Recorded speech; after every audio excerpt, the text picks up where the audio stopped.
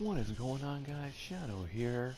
Welcome to another Call of Duty Black Ops 3 video here on my old channel. And today I'm bringing you something I've only done once before and have not done for a very long time. A top 5 video. Pretty crazy, right? Well, the very first time I ever did a top 5, let's say it was horrible.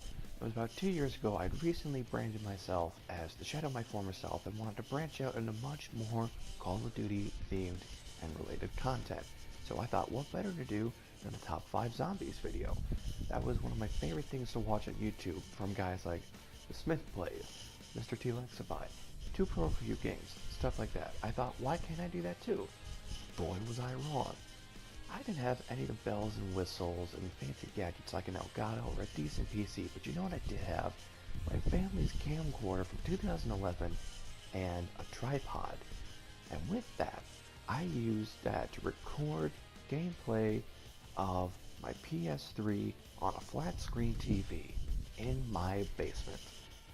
Yeah, that didn't turn out so well. It was terrible. Oh well, when in Rome, I suppose. Anyway, here are the top 5 best Pack-a-Punch names in Black Ops 3, and let's get rolling. oh, who invited him? Coming in at number 5, we have the LCAR-9, or the Flux Collider 935. Now, admittedly, this was kind of a tie between the RK5 and the LCAR-9, because on one hand, you have the Rex Caliber 115, and on the other hand, you have Flux Collider 935. They both have a very unique kind of sci-fi sound to me, but when I kind of put the two together, yeah, Rex Caliber sounded pretty good, but in my opinion, Flux Collider just kind of rolled off the tongue a little bit better. I don't know, that's just a personal thing. But like I said, I just think it has a very cool sci-fi sound to it. Fits well on maps like the Giant, Ascension, Rise and Rock, and Moon. Not a whole lot to say about it, I just really like the way it sounds. Coming in at number 4, we have the Stellar Screech. Now, I want you to picture something. You're looking up in space, you see the beauty of the cosmos, and all of a sudden, this roaring, flaming comet just shoots across the sky, tearing open space itself, screeching like a banshee. Isn't that one of the most awe-inspiring, powerful images ever? That's what I think of when I see the Stellar Screech. Just this cosmic power, sheer might of creation. I'm just blown away by this name. I just think it's one of the coolest things ever. And what's really fitting about this name is that it's on a shotgun. Yeah, it would have worked well with an LMG, maybe a rocket launcher, but a shotgun, the get the heck out of my way gun, it just plows through anything in its path like a hot knife through butter, just like a comet tearing across space. That is why I love the Stellar Screech. Coming in at number 3, we have the Formless Fear. Now, there are a couple different things that I really like about this name. One, I really like the grammar. I know it's not spelled correctly, and that's kind of why I like it. Like the extra F, the extra S, and the extra R's on the end kind of adds for like this flowy, atmospheric, almost like ghost-like feel to the text, in my opinion. I think that kind of adds to the name. Formless Fear. Something like that. I think that's pretty unique. And the other thing is the name itself. Formless Fear. It kind of goes philosophical on you. In fact, it kind of reminds me of a poem I had to write for a school project back in high school. I wrote about how fear has no defining shape, instead it defines you in a way. Fear is kind of intimate and different for each person, and it kind of defines who they are in a sense. And I just going back to that really makes me like this name. Also, I love playing as Scarecrow in Injustice 2, so that might have something to do with it. I don't know. It might.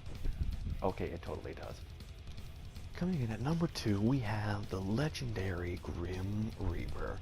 Now, I'll admit, for the most part, I put this in for the fans of the PPSH, the people that grew up with the original Reaper in World at War and celebrated its triumphant return and rebirth in Gora Krobi as the Grim Reaper.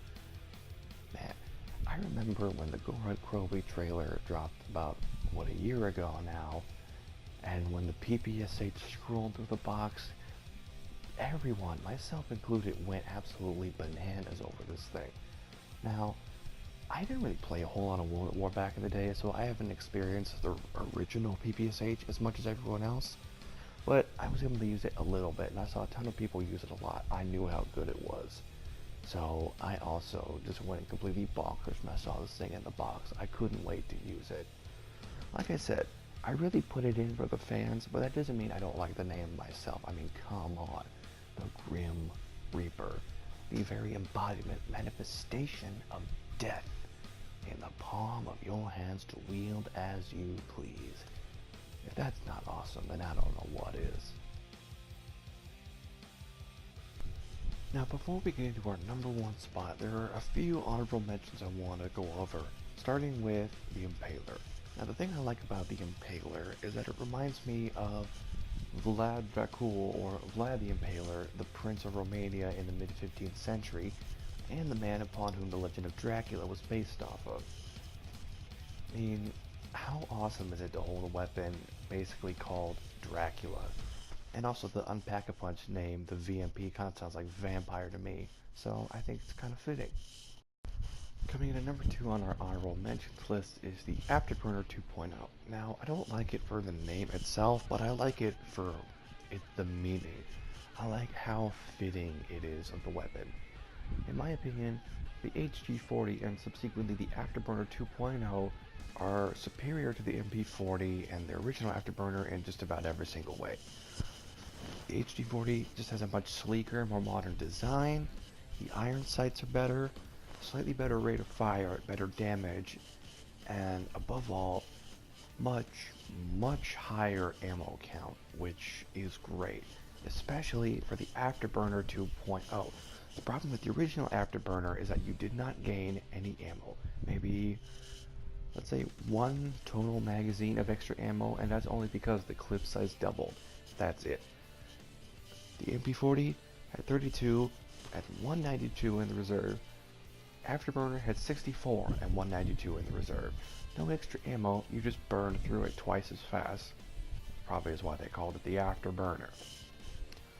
And the Afterburner 2.0 definitely improved that with a much higher ammo count, as we can see right about here.